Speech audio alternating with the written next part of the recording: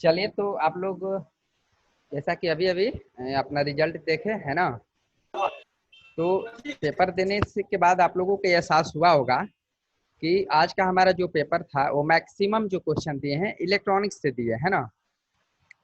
Electronics से देने का रीजन ये है बाबू कि फाइनल जो एग्जाम होगा आप लोगों का है ना, सेकेंड ईयर का जो फाइनल एग्जाम होगा उसमें इलेक्ट्रॉनिक्स से जो क्वेश्चन रहेगा वो मैक्सिमम रहेगा है ना। इसलिए कि पूछता है, ये अक्सर देखा गया है। तो अभी हम लोग अपना सोल्यूशन क्लास स्टार्ट करेंगे।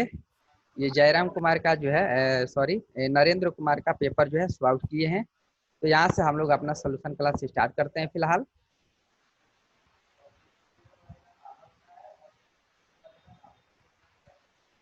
चलिए तो आज का हम लोग का जो पहला सवाल है ना, यहाँ पहला जो सवाल है कि 2 किलोहर्ट्ज फ्रीक्वेंसी का अवधि काल कितना होगा, यानी कि समय कितना होगा।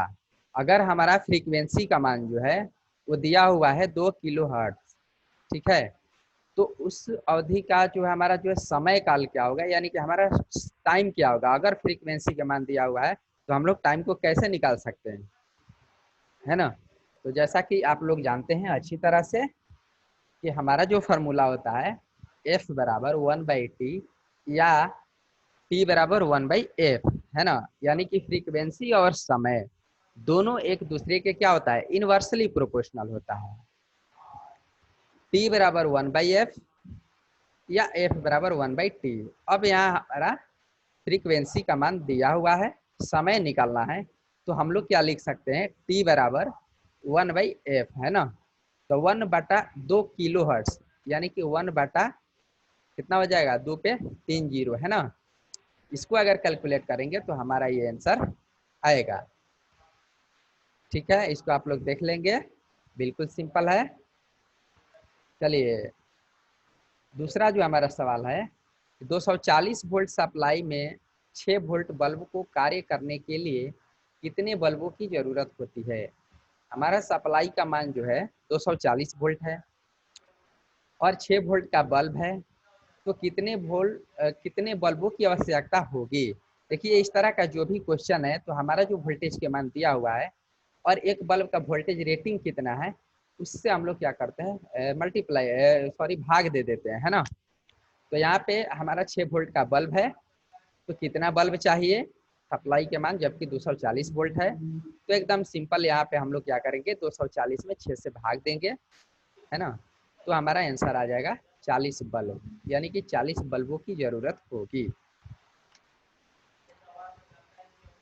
बढ़ते हैं अगले सवाल की तरफ कि 3 फेज विद्युत वितरण पट में प्रयोग किए जाने वाले वोल्ट मीटर का प्रास कितना होता है। जैसा कि आप लोग जानते हैं कि हमारा जो 3 फेज जो वोल्टेज होता है वो 440 वोल्ट, है ना।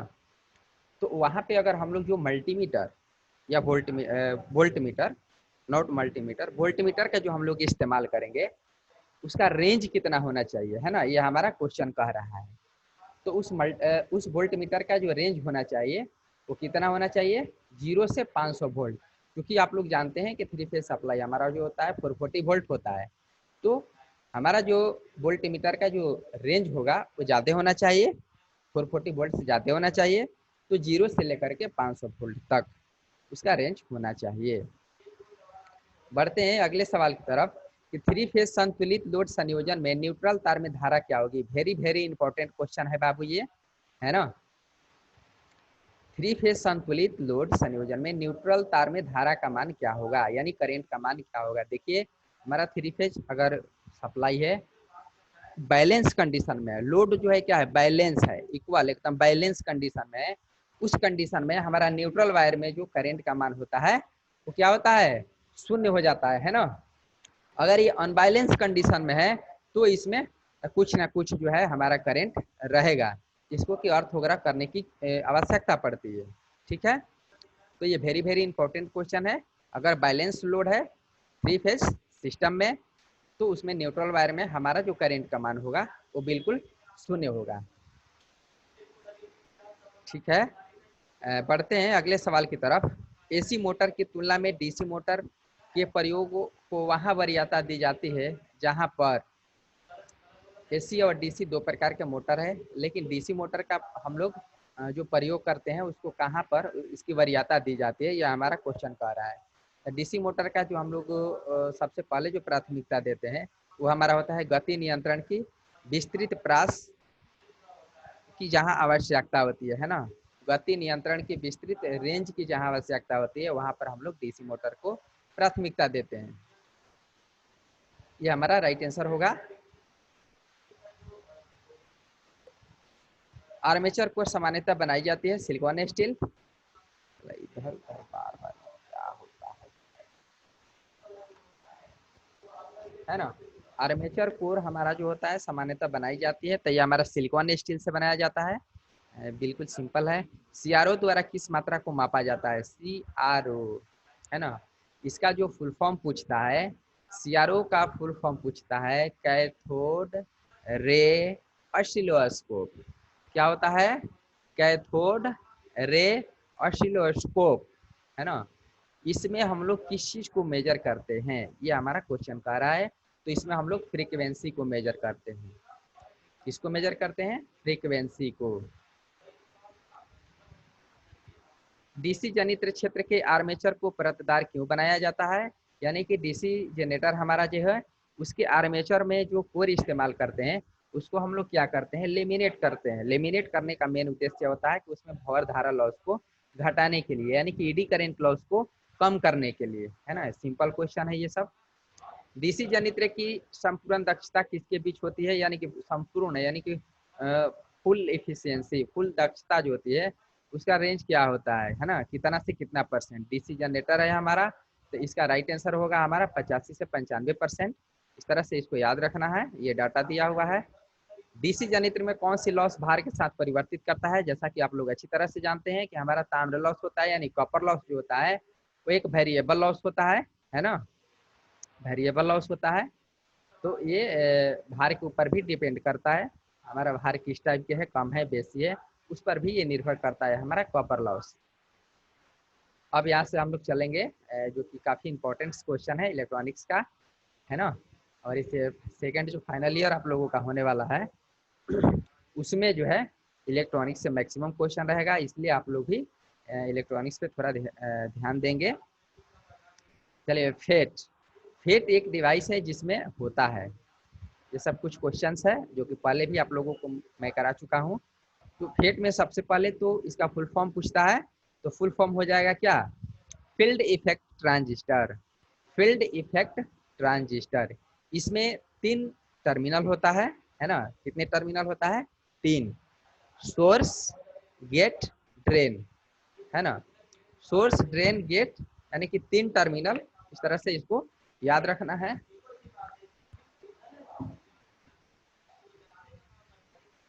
इसमें क्या होता है फेट में कि इसमें इनपुट जो इम्पीडेंस होता है, प्रतिबाधा जिसको बोलते हैं, फेट का, फेट में इनपुट इनपुट इनपुट प्रतिबाधा या इम्पीडेंस, है ना, उसी को बोलते हैं। वो हमारा क्या होता है? काफी ऊंच होता है ना। और वोल्टेज जो होता है एक नियंत्रित लेवल में होता है फेट में। तो इस तरह से इसको याद रखना है ना। अगला क्वेश्चन हमारा है कि एफएम रेडियो, जो कि आप लोग अच्छी तरह से जानते होंगे, तो एफएम रेडियो की फ्रीक्वेंसी रेंज जो होती है ना वो कितनी होती है? तो बिल्कुल इसको याद रखना है, 88 मेगाहर्ट्ज से 108 मेगाहर्ट्ज तक, है ना। 88 मेगाहर्ट्ज से 108 मेगाहर्ट्ज इसकी रेंज होती है। ये हमारा राइट आंसर होगा। अगला हमारा जो क्वेश्चन है, आईसी। आईसी के फुल फॉर्म आप लोगों को मैंने बताया था, इंटीग्रेटेड सर्किट होता है। तो आईसी 555 किसके लिए उपयुक्त होता है? तो आईसी 555 हमारा जो होता है ये नंबर होता है। आईसी में बहुत सारा टाइप्स होता है, लेकिन आईसी 555 का जो हम लोग इस्तेमाल करते हैं वो 2 लीटर बनाने में इसका इस्तेमाल किया जाता है, यानी कि ऑसिलेटर, ऑसिलेटर बनाने में इसका इस्तेमाल किया जाता है।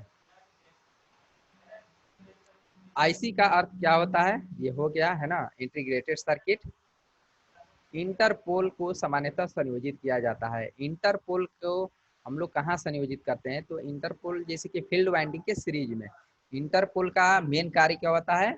स्पार्किंग को कम करना, आर्मेचर रिएक्शन प्रक्रिया को खत्म करना, है ना, ये सारे इसका काम होता है।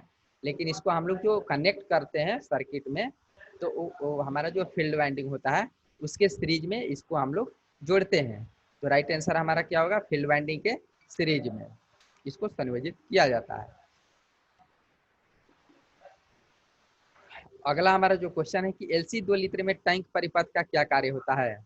एलसी ऑसिलेटर में हम लोग जो टैंक परिपथ इस्तेमाल करते हैं, उसमें जो टैंक परिपथ होता है उसका मेन कार्य क्या होता है? तो हमारा टैंक परिपथ जो है बाबू, ये फ्रीक्वेंसी को निर्धारित करता है। किसको निर्धारित करता है? फ्रीक्वेंसी को। आर एलसी 2 लीटर में टैंक परिपथ का मेन कार्य है फ्रीक्वेंसी को निर्धारित करना। तो राइट आंसर हमारा होगा ये, है ना। MOSFET, very very important. MOSFET, यहाँ से क्वेश्चन बिल्कुल पूछता है एग्जाम में। मॉसफेट का सबसे पहले तो फुल फॉर्म देखेंगे हम लोग। देखिए, फेट से ही बना है मॉसफेट। फेट का मॉडिफाई रूप है हमारा मॉसफेट, है ना। जैसे जैसे समय बदलता है उसमें क्या होता है? चेंजिंग होते जाता है इम्प्लीमेंट करके। तो फेट का ही एक रूप है मॉसफेट। तो मॉसफेट का फुल फॉर्म सबसे पहले पूछता है। तो मॉसफेट का हमारा जो फुल फॉर्म होता है, metal oxide semi field effect transistor, जैसा कि यहाँ दिया हुआ भी है ना। Metal oxide semiconductor field effect transistor. FET के हम लोग क्या क्या पढ़ते हैं? फील्ड इफेक्ट ट्रांजिस्टर, सिर्फ उसमें लगा दिया है मॉस, है ना, MOS। The metal oxide semiconductor field effect transistor. इसका जो एक चीज और पूछता है यहाँ पे कि फेट के अपेक्षाकृत हमारा मॉसफेट का इनपुट रेजिस्टेंस का मान क्या होता है? वेरी वेरी इंपॉर्टेंट क्वेश्चन है ये। तो फेट के अपेक्षाकृत मॉसफेट का जो इनपुट रेजिस्टेंस होता है वो उच्च होता है ना। इसको भी याद रखना है। अगला हमारा जो क्वेश्चन है कि पी टाइप सेमीकंडक्टर बनाने के लिए किस डोपिंग सामग्री का प्रयोग किया जाता है? तो ये बोरॉन का भी इस्तेमाल करते हैं। इसके बाद इंडियम वगैरह भी होता है इसमें, है ना। अगला हमारा जो सवाल है कि आरसी 2 लीटर उपयुक्त होता है। आरसी 2 लीटर यानी कि ऑसिलेटर हमारा जो है, ये किसके लिए हम लोग इसको इस्तेमाल करते हैं? तो ये निम्न फ्रीक्वेंसी पैदा करने के लिए, जहाँ पे निम्न फ्रीक्वेंसी की जरूरत होगी, है ना, वहाँ पे हम लोग क्या करेंगे? इसका इस्तेमाल करते हैं, यानी कि आरसी ऑसिलेटर का इस्तेमाल करते हैं। राइट आंसर हमारा क्या होगा? निम्न फ्रीक्वेंसी पैदा करने के लिए। SCR, वेरी वेरी इंपॉर्टेंट ये भी है। SCR का मुख्य अनुप्रयोग कौन सा है? तो SCR, जैसा कि आप लोग ध्यान देंगे कि SCR का फुल फॉर्म भी पूछता है। तो SCR का फुल फॉर्म हमारा क्या होगा? Silicon control rectifier. क्या होगा? सिलिकॉन कंट्रोल रेक्टिफायर, जिसे मोटर वोटर की गति नियंत्रण करने में भी इसका इस्तेमाल हम लोग करते हैं। तो बहुत जगह इसका इस्तेमाल है, लेकिन ये मोटर वोटर का भी गति नियंत्रित करने में, गति को कंट्रोल करने में हम लोग SCR का इस्तेमाल करते हैं। चलिए, तो अगले क्वेश्चन की तरफ बढ़ते हैं। ऑसिलेटर परिवर्तित करता है। ऑसिलेटर हमारा जो है वो किसको किसमें चेंज करता है? तो देखिए, ऑसिलेटर क्या करता है? क्षीण सिग्नल को प्रवर्धित सिग्नल में चेंज करता है। क्षीण सिग्नल को प्रवर्धित सिग्नल में, मतलब एक लाइन में समझेंगे तो एक तरह का वीक सिग्नल को स्ट्रॉन्ग सिग्नल में जो है ये परिवर्तित करता है ना, ऑसिलेटर। इंटरपोल का क्या कार्य है? जैसा कि अभी अभी मैंने आप लोगों को बताया, ये स्पार्किंग को कम करता है, आर्मेचर रिएक्शन प्रभाव को खत्म करता है, कम्यूटेशन को भी समाप्त करता है ना। तो इस तरह से इसका बहुत सारा वर्क है। बढ़ते हैं अगले सवाल की तरफ। इन्वर्टर का मुख्य कार्य निम्नलिखित को परिवर्तित करना है। इन्वर्टर आप लोग घरों में भी देखे होंगे, यूज करते होंगे, है ना। तो इन्वर्टर का जो मुख्य कार्य होता है वो किसको परिवर्तित करता है ना। तो ये डीसी पावर को हमारा जो है एसी में कन्वर्ट करता है। डीसी पावर को एसी में परिवर्तित करता है, डीसी पावर को एसी में चेंज करता है ना। इस तरह से इसको हम लोग याद रखेंगे सिंपल वे में। चलिए, इलेक्ट्रॉनिक्स में प्रयुक्त शब्द पीसीबी का क्या तात्पर्य है? पीसीबी का हमारा जो तात्पर्य होता है, इलेक्ट्रॉनिक्स में प्रयुक्त शब्द पीसीबी का क्या तात्पर्य है? तो पीसीबी का फुल फॉर्म पूछता है प्रिंटेड सर्किट बोर्ड, है ना, प्रिंटेड सर्किट बोर्ड। चलिए तो इस तरह से इसको याद रखना है। अगला जो हमारा सवाल है कि एक घरेलू विद्युत सर्किट में सप्लायर फ्यूज जो कि सील होता है उसको कहाँ दिया जाता है। घरों में आप लोग अक्सर देखे होंगे कि ऊर्जा मीटर, एनर्जी मीटर जो लगाता है उसके आसपास एक फ्यूज लगा हुआ रहता है ना, सप्लायर फ्यूज जिसको कहते हैं, जिसको कि सील करके रखता है ना। ऊपर से कर्मचारी जो आता है ये विभागीय इलेक्ट्रिक विभाग से, तो उसमें हमारा जो क्वेश्चन बोल रहा है कि अगर हमारा ये सप्लायर फ्यूज जो लगाते हैं है ना, उसको कहाँ हम लोग यूज करते हैं। तो इसको आप लोग अगर इमेजिन करिए या देखे होंगे तो ऊर्जा मीटर जो होता है, एनर्जी मीटर हमारा जो होता है, उसके बाद इसको लगाया जाता है। ये हमारा जो सप्लाई फ्यूज होता है सर्किट में कहाँ इस्तेमाल करते हैं, तो एनर्जी मीटर के बाद। ये बहुत ही इंपॉर्टेंट क्वेश्चन है, ये कई बार एग्जाम में पूछा भी है ना। तो एनर्जी मीटर के बाद जो है हम लोग सप्लाई फ्यूज का इस्तेमाल करते हैं। इस तरह से आपको ये याद रखना होगा। बढ़ते हैं अगले सवाल की तरफ कि एक 1000 वाट का हीटर को एक 240 वोल्ट एसी सप्लाई से जोड़ा गया है, तो हीटर में प्रवाहित धारा का मान क्या होगा। बिल्कुल सिंपल है ना। यहाँ से W/V करके हम लोग निकाल देंगे, करंट के मान आ जाएगा। W/V पे भी हम लोग आसानी से निकाल सकते हैं, कैलकुलेट करेंगे तो 4.166 एम्पियर होगा। फेट में होते हैं, फेट में जैसा कि आप लोगों को पता है, ये हमारा फेट फील्ड इफेक्ट ट्रांजिस्टर में 3 टर्मिनल होता है ना। 3 टर्मिनल होता है, सोर्स, ड्रेन, गेट। चलिए अगला हमारा जो है यूजेटी। यूजेटी में जो टर्मिनल की संख्या होती है वो कितनी होती है, तो 3। यूजेटी के बारे में थोड़ा सा आप लोगों को हम बताना चाहेंगे। देखिए यूजेटी जो हमारा है ना क्या होता है उसके बारे में थोड़ा सा जानेंगे हम लोग। तो यूजेटी हमारा जो होता है एक अर्धचालक कंपोनेंट है। क्या है, सेमीकंडक्टर डिवाइस है। यूजेटी जो है हमारा है एक सेमीकंडक्टर डिवाइस है जिसमें 3 टर्मिनल होता है ना। इसमें एक जो है ना पीएन जंक्शन होता है। क्या होता है, एक इसमें पीएन जंक्शन होता है, इसीलिए इसको हम लोग क्या कहते हैं, यूनि जंक्शन ट्रांजिस्टर। यानी कि यूजेटी के फुल फॉर्म क्या होता है, unijunction transistor, unijunction transistor. ठीक है, इसमें 3 टर्मिनल होता है। यूजेटी हमारा जो होता है एक सेमीकंडक्टर डिवाइस है। ठीक है, चलिए अगले सवाल की तरफ बढ़ते हैं। एक इलेक्ट्रिक आयरन को 2 पिन सॉकेट से बिजली की सप्लाई दिया जाता है। सॉकेट आप लोग अच्छी तरह से जानते हैं, 2 पिन 3 पिन इस तरह से होता है ना। तो हम लोग क्या करते हैं कि इलेक्ट्रिक आयरन को 2 पिन सॉकेट से बिजली की सप्लाई अगर दे रहे हैं, यदि एलिमेंट का संपर्क इलेक्ट्रिक आयरन की बॉडी से हो जाए तब क्या हो सकता है, यह हमारा क्वेश्चन कह रहा है ना। तो देखिए इसमें क्या होता है कि इसमें हमारा जो हीट जो इफेक्ट है, उष्मा प्रभाव जो है वो कम नहीं होता है ना। वो वहीं को वहीं बना हुआ रहेगा। बॉडी से अगर टच भी हो जाता है तो हमारा ये इलेक्ट्रिक आयरन में जो एलिमेंट हम लोग इस्तेमाल करते हैं जो कि हमारा हीट जनरेट करता है ना, तो अपना कम नहीं करेगा। यानी कि उष्मा के इफेक्ट जो है वो कम नहीं होगा, वहीं के वहीं बना हुआ रहेगा।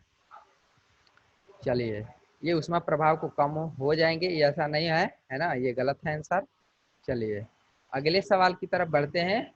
अगला जो सवाल है कि एक क्षण चुंबक जिसके दोनों ओर एन और एस पोल अंकित है, स्वतंत्र रूप से लटकाने पर एन पोल किस तरफ होगा। आप लोग देखिए एक चीज को और ध्यान देंगे। आप लोग CITS वाला भी बाबू फॉर्म भरे हैं अभी अभी, बहुत लोग भरे हुए हैं है ना। तो उसमें देखिए इस टाइप के क्वेश्चन रहेगा। आप लोगों को एक चीज हम बता देना चाहते हैं, अभी तक देखते आए हैं, जहाँ तक CITS का सवाल है वहाँ पे हर एक, जैसे कि खास करके बेसिक, जितने भी बेसिक चैप्टर है जैसे कि फर्स्ट ईयर में आप लोग पढ़े होंगे है ना, तो फर्स्ट ईयर में जितने भी बेसिक चैप्टर है वहाँ पे यूँ समझिए कि एकदम बेसिक क्वेश्चन रहता है, डीपली नहीं। जिससे कि एक बार पढ़िएगा ना तो कोई कंफ्यूजन नहीं, डायरेक्ट एकदम आंसर जो है झलकेगा कि ये आंसर होगा। मैंने घुमाएगा नहीं, सवाल को घुमाता नहीं है, एकदम सिंपल सवाल रहता है। तो फर्स्ट ईयर में जितने भी चैप्टर है खास करके, उस पर आप लोग ध्यान दें थोड़ा सा, बस बेसिक। कहने का मतलब क्या है कि 2-3 बार पढ़ लेना है ना, बेसिक सिर्फ पढ़ लेना है। बाकी सेकेंड ईयर में तो आप लोग सब कुछ पढ़े हुए हैं, तो सेकेंड ईयर में अगर क्वेश्चन देता है तो मशीन वशीन से जो भी रहेगा बिल्कुल एकदम नॉर्मल क्वेश्चन रहेगा, छोटा छोटा क्वेश्चन देगा वहाँ पे, है ना। तो थोड़ा सा ये सब ध्यान देना है आप लोगों के लिए। बाकी कोई दिक्कत नहीं होगा। मुझे उम्मीद ही नहीं बल्कि पूर्ण विश्वास है कि आप लोग का सिलेक्शन CITS में होगा और आप लोग अच्छे से ट्रेनिंग करके वहाँ से आएंगे भी, है ना। तो ये सब थोड़ा सा ध्यान देना है, हमको याद आया इसलिए आप लोगों को थोड़ा बोल दिए। तो हमारा जो क्वेश्चन है बाबू कि एक क्षण चुंबक जिसके दोनों ओर N और S पोल अंकित है, स्वतंत्र रूप से लटकाने पर पोल N किस तरफ होगा। हम लोग मैग्नेट को अगर स्वतंत्र रूप से लटकाते हैं तो हमारा नॉर्थ और साउथ ये 2 डायरेक्शन में जो है स्थिर होता है ना। तो N हमारा जो होता है N पोल वो किस तरफ होता है, तो पृथ्वी के भौगोलिक उत्तरी ध्रुव की तरफ, इधर N फॉर नॉर्थ यानी उत्तरी ध्रुव। लेकिन थोड़ा सा हम लोग ऑप्शन पे भी गौर करेंगे, कहीं ऑप्शन पे दे देगा क्या उत्तरी ध्रुव दक्षिणी ध्रुव, है ना, लेकिन उसमें एक और ऑप्शन देता है बाबू जो कि यहाँ दिख रहा होगा आप लोगों को कि पृथ्वी के भौगोलिक उत्तरी ध्रुव की तरफ। तो आगे भी क्वेश्चन को रीड करना है, ऐसा नहीं कि N उत्तरी ध्रुव दे दिया बस उसको मार के आ गए, है ना। इस तरह का गलती नहीं करना है, क्योंकि ऑप्शन में हम कई बार देखे हैं, तो ऑप्शन को थोड़ा अच्छे से रीड करना है उसके बाद मारना है। चलिए, तो राइट आंसर हमारा क्या होगा, पृथ्वी के भौगोलिक उत्तरी ध्रुव की तरफ। बढ़ते हैं अगले सवाल की तरफ। एक निष्क्रिय घटक कौन सा है, ये वेरी वेरी इंपॉर्टेंट क्वेश्चन है। निष्क्रिय यानी कि पैसिव, पैसिव कंपोनेंट और एक्टिव कंपोनेंट, ये दोनों कंपोनेंट के बारे में आप लोग अच्छी तरह से पढ़े होंगे, है ना। पैसिव कंपोनेंट और एक्टिव कंपोनेंट, सिंपल वे में इसको समझना है जो कि हमेशा के लिए याद रख हो जाए, क्योंकि एग्जाम भी नज़दीक है ना। तो एकदम सिंपल वे में इसको हम लोग समझेंगे। हम आप लोगों को थोड़ा सा बता रहे हैं इसके बारे में, है ना। निष्क्रिय घटक जिसको हम लोग हिंदी में बोलते हैं निष्क्रिय घटक, और अंग्रेजी में क्या बोलते हैं, पैसिव कंपोनेंट, है ना, पैसिव कंपोनेंट। इसके बारे में सुनना है ध्यान से आप लोगों को। देखिए हमारा पैसिव कंपोनेंट जो है बाबू वो क्या होता है ना। यह हमारा जो होता है पैसिव कंपोनेंट, यह एक ऐसा कंपोनेंट है जिन्हें कार्य करने के लिए जो है किसी बाहरी ऊर्जा स्रोत की आवश्यकता नहीं होती है ना। पैसिव कंपोनेंट को कार्य करने के लिए किसी भी बाहरी ऊर्जा स्रोत की आवश्यकता नहीं होती है। ये जो होता है किसी भी सिग्नल की, कोई भी सिग्नल की सप्लाई नहीं कर सकते हैं, है ना, कोई भी सिग्नल को ये सप्लाई नहीं कर सकते हैं। अर्थात दूसरे लहजे में इसको कहा जाए तो ये किसी भी सिग्नल की पावर को नहीं बढ़ा सकता है ना, किसी भी सिग्नल के पावर को नहीं बढ़ा सकता है, वो हमारा कहलाता है पैसिव कंपोनेंट। जस्ट इसके अपोजिट अगर आएंगे तो हमारा होता है एक्टिव कंपोनेंट यानी कि सक्रिय घटक, है ना। एक्टिव कंपोनेंट यानी कि सक्रिय घटक, यह जो होता है जस्ट इसके विपरीत काम करता है ना। इसमें हम लोग क्या देखे, पैसिव कंपोनेंट में हम लोग क्या पढ़े, पैसिव कंपोनेंट में हम लोग देखे कि इसको कार्य करने के लिए, इस कंपोनेंट को कार्य करने के लिए किसी भी बाहरी ऊर्जा स्रोत की आवश्यकता नहीं होती है ना। और यह हमारा जो है एकदम सिंपल लैंग्वेज में समझेंगे कि ये किसी भी सिग्नल की पावर को नहीं बढ़ा सकता है, उसको हम लोग क्या कहेंगे, पैसिव कंपोनेंट। लेकिन यही हमारा एक्टिव कंपोनेंट क्या कर, जस्ट लाइक इसके विपरीत होगा, यानी कि ये हमारा किसी भी सिग्नल के पावर को बढ़ाएगा, है ना, एक्टिव कंपोनेंट। अब बात आती है कि पैसिव कंपोनेंट में कौन कौन सा कंपोनेंट हमारा आता है। तो देखिए जितने ये रेजिस्टेंस देख रहे हैं, कैपेसिटेंस, इंडक्टर, है ना, रेजिस्टेंस, कैपेसिटेंस, कैपेसिटर, इंडक्टर, ये सारा हमारा क्या है, पैसिव कंपोनेंट है। अब बात आती है एक्टिव कंपोनेंट यानी कि सक्रिय घटक। तो इसमें हमारा जो है वो आ जाएगा क्या, जैसे डायोड, ट्रांजिस्टर, है ना, टनल डायोड, ये सारा हमारा जो क्या है हमारा एक्टिव कंपोनेंट। तो इस तरह से इसको आप लोग जरूर याद रखेंगे, ये बहुत ही इंपॉर्टेंट है बाबू, अक्सर एग्जाम में पूछता है। अब मुझे उम्मीद नहीं बल्कि पूर्ण विश्वास है कि जो फाइनल एग्जाम आप लोगों का होगा उसमें एक क्वेश्चन तो निश्चित है, 1 या 2 क्वेश्चन इससे रहेगा ही रहेगा, एक्टिव और पैसिव कंपोनेंट। ज़्यादा डीपली नहीं जाना है, सिर्फ आप लोगों को ये याद रखना है कि कौन सा हमारा एक्टिव कंपोनेंट है और कौन सा पैसिव कंपोनेंट है, बस इतना ही पूछता है। अगर सिंपल वे में देखा जाए, मान लीजिए कि आप लोगों को अगर याद नहीं रहता है ना, कि कौन कौन सा एक्टिव पैसिव है, तो देखिए सिंपल वे में वैसे ही होता नहीं है, लेकिन याद करने के लिए आप लोगों को बता देते एक छोटा सा ट्रिक। ये 100% शूट नहीं करता है, लेकिन एक छोटा सा ट्रिक बता रहे हैं कि जितने भी हमारा इलेक्ट्रिकल है ना, इलेक्ट्रिकल कंपोनेंट है ना, इलेक्ट्रिकल कंपोनेंट, तो वो सारा क्या आ जाएगा पैसिव में, पैसिव में यानी कि निष्क्रिय घटक में। और इलेक्ट्रिकल कंपोनेंट सॉरी एक है हमारा इलेक्ट्रॉनिक्स कंपोनेंट, जैसे ट्रांजिस्टर, डायोड, ये सब क्या है हमारा इलेक्ट्रॉनिक कंपोनेंट है। तो ये सारा हमारे जितने भी इलेक्ट्रॉनिक कंपोनेंट है वो आ जाएगा किसमें, सक्रिय घटक में, यानी कि एक्टिव कंपोनेंट में। ये 100% सुटेबल नहीं होता है, लेकिन सिर्फ याद करने के लिए एक ट्रिक बता रहे हैं छोटा सा, है ना। चलिए, तो वैसे सिंपल वे में है, आप लोगों को अच्छी तरह से समझाया भी, उम्मीद है कि आप लोग समझे होंगे। चलिए, तो नेक्स्ट हमारा वही क्वेश्चन है, एक सक्रिय घटक कौन सा है। तो सक्रिय घटक में हमारा ट्रांजिस्टर, डायोड, है ना, ये टनल डायोड जो भी है ये सारा आएगा। बढ़ते हैं अगले सवाल की तरफ कि कंडक्टर, सेमीकंडक्टर और इंसुलेटर के रूप में एक सामग्री तय करने के लिए मानदंड क्या है। जैसा कि आप लोग जानते हैं अच्छी तरह से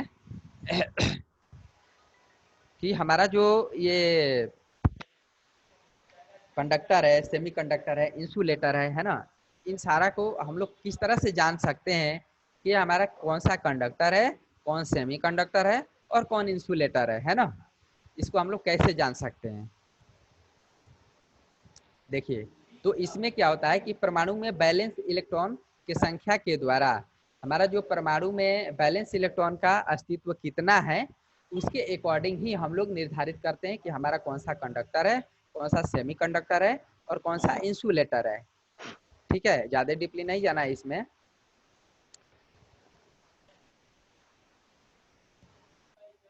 हम लोग 1 मिनट के लिए अभी ब्रेक लेते हैं, 1 या 2 मिनट के लिए, और फिर जुड़ते हैं दूसरे सेशन में, है ना।